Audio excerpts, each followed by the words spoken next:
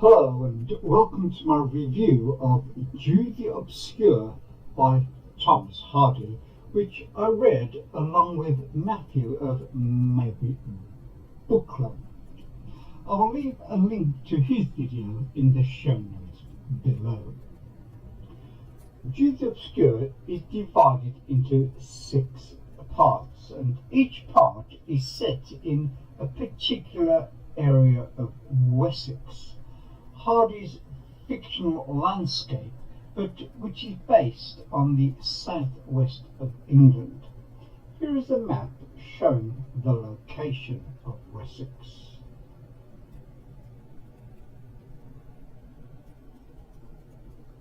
Part 1 begins with the 11-year-old Jude living with his great-aunt in Mary Green. The story opens with the schoolmaster packing up to leave Mary Green to go to Christminster, the fictional equivalent of the university town of Oxford. Jude is sorry to see him go and hopes that one day he will be able to go to Christminster to study. His aunt puts up with him rather than loving him, and she has put him to work scaring crows for a local farmer. But Jude feels sorry for the crows, and he throws away his clacker that he used for scaring the birds, and he encourages them to have a good meal, because, he says, there is enough for us all. Farmer Troughton can afford to let you have some. Unfortunately, Farmer Troughton does not agree with him and sends him packing.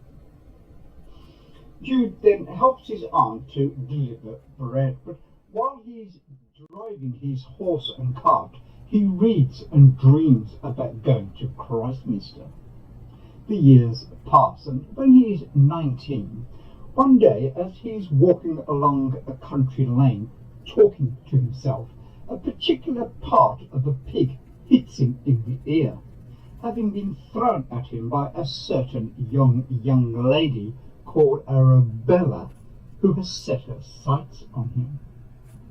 They begin a relationship, and she tricks him into marriage by pretending to be pregnant. The marriage is a disaster, and it ends by his wife leaving with her family to go to Australia. Jude, meanwhile, has been apprenticed to a stonemason, and he now considers that as soon as he completes his apprenticeship, that he will take himself off to Christminster. Part 2 is set in Christminster. Before leaving for Christminster, Jude learns that his cousin, Sue Brighthead, lives in Christminster, and his aunt warns him to stay away from her. Of course, when Jude sees her, he is immediately attracted to her. There is not the least doubt that from his own orthodox point of view, the situation was growing immoral. For Sue to be the loved one of a man who was licensed by the laws of his country to love Arabella and none other unto his life's end was a pretty bad second beginning, when the man was bent on such a course as Jude purposed.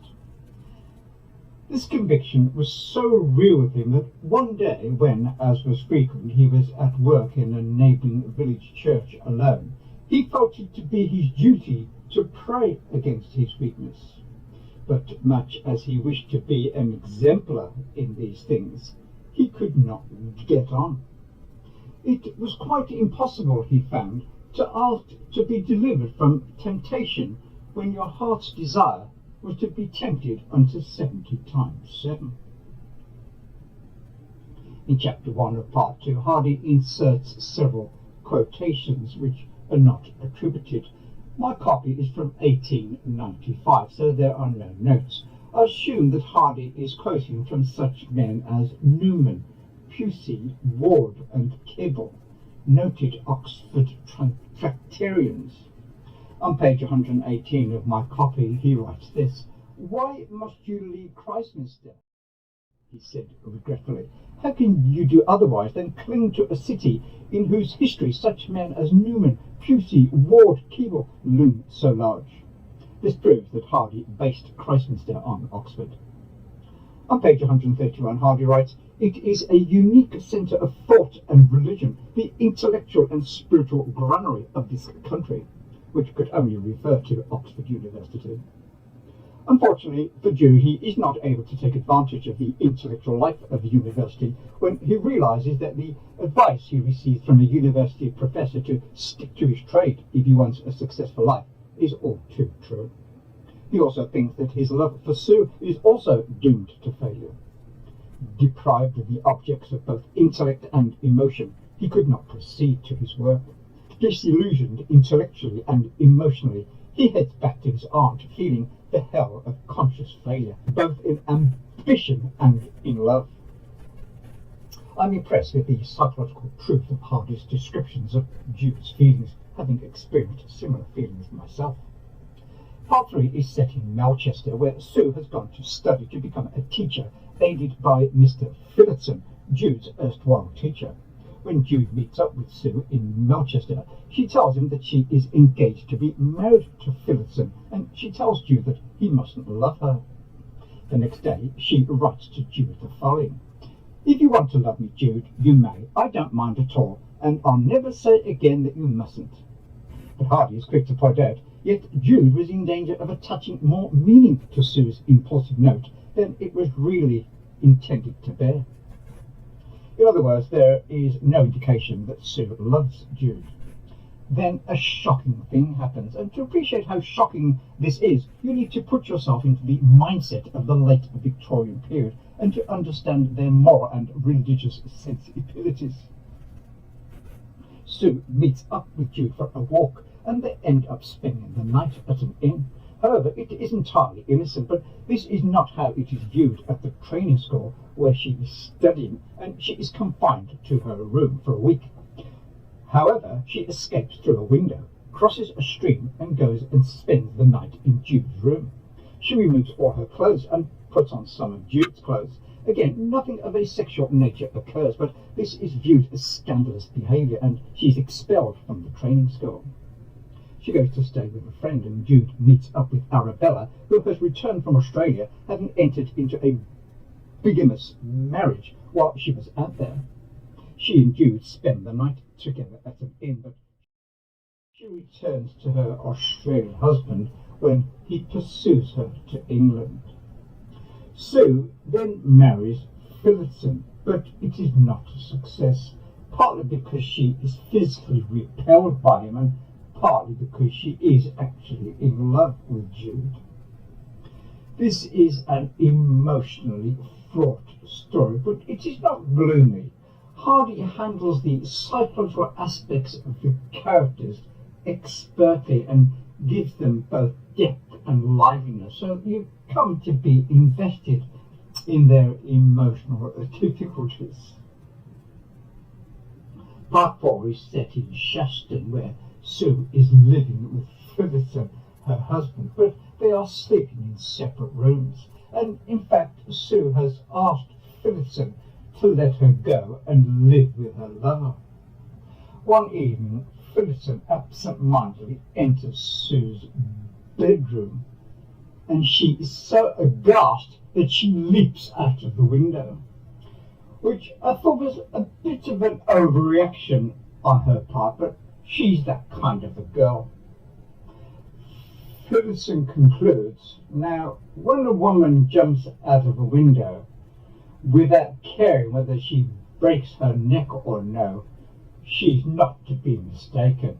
And this being the case, I have come to the conclusion that it is wrong to so torture a fellow creature any longer, and I won't be the inhuman wretch to do it, cost what it may. Society being what it was, it cost Phillotson a great deal to let Sue go to her lover. I feel sorry for Phillotson, as he is acting very nobly, and he is being penalised for taking a pragmatic view of his situation. The townsfolk expect him to condemn Sue as an adulteress, and they dismiss him from his position as a schoolteacher for condoning an adulteress in her actions.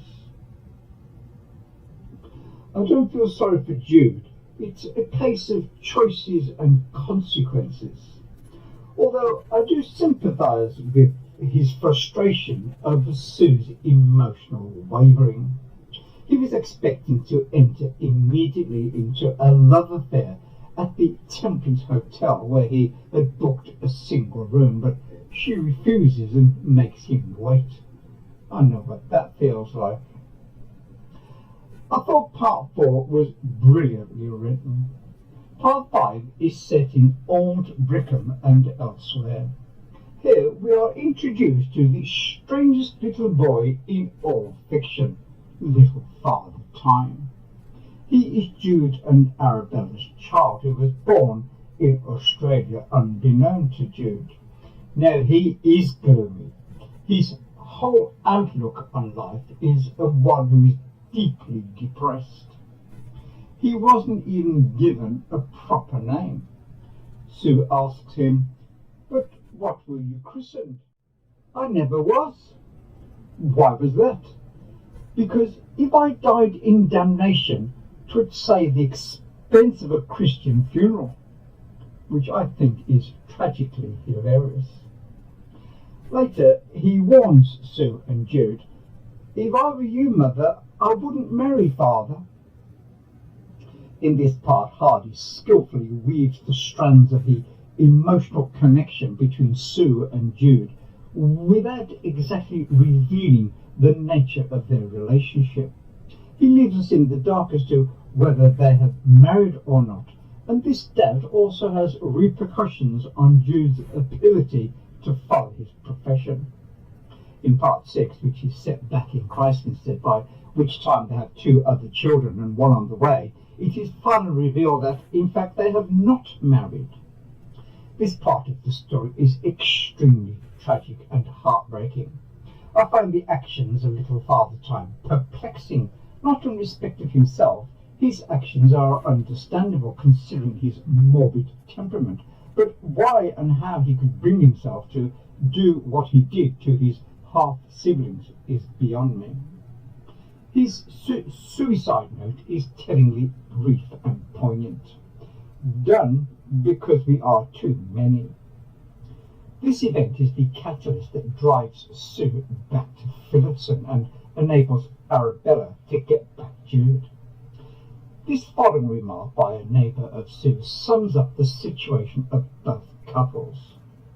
"I'll tell ye what, you ought not to marry this man again," said Mrs. Edling indignantly.